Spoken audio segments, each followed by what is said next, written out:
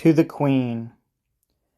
O loyal to the royal in thyself, and loyal to thy land, as this to thee, bear witness, that memorable day, when pale as yet and fever worn, the prince who scarce had plucked his flickering life again from halfway down the shadow of the grave, passed with thee through thy people in their love, and London rolled one tide of joy through all her troubled millions, and loud leagues of man in welcome. Witness too the silent cry, the prayer of many a race and creed and clime, thunderless lightning striking under sea from sunset and sunrise of all thy realm, in that true north, whereof we lately heard a strain to shame us. Keep you to yourselves, so loyal is too costly. Friends, your love is but a burthen. Loose the bond and go. Is this the tone of empire? Hear the faith that made us rulers? This indeed, her voice and meaning, whom the roar of Hagomont left mightiest of all peoples under heaven. What shock has fooled her sense, that she could speak so feebly?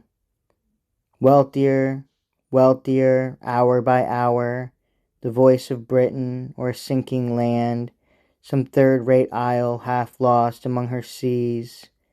There rang her voice when the full city pealed thee and thy prince.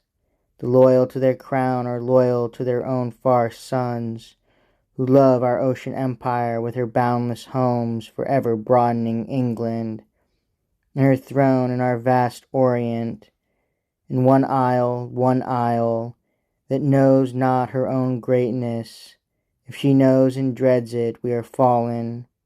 But thou, my queen, not for itself, but through thy living love for one to whom I made it o'er his grave sacred, accept this old imperfect tale, new old, in shadowing sense at war with soul, ideal manhood closed in real man, rather than that grey king whose name, a ghost, streams like a cloud, man-shaped, from the mountain peak, and cleaves to Cairn and Cromlech still, or him of Geoffrey's book, or him of Malier's, one touched by the adulterous finger of a time that hovered between war and wantonness, and crownings and dethronements.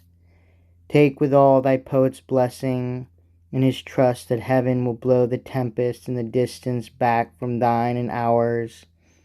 For some are sacred, some are scared, who mark or wise or unwisely signs of storm, waverings of every vein with every wind, and wordy trucklings to the transient hour, and fierce or careless looseners of the faith, and softness breeding scorn of simple life, or cowardice, the child of lust for gold, or labor with a groan and not a voice, or art with poisonous honey stolen from France, and that which knows, but careful for itself, and that which knows not, ruling that which knows to its own harm.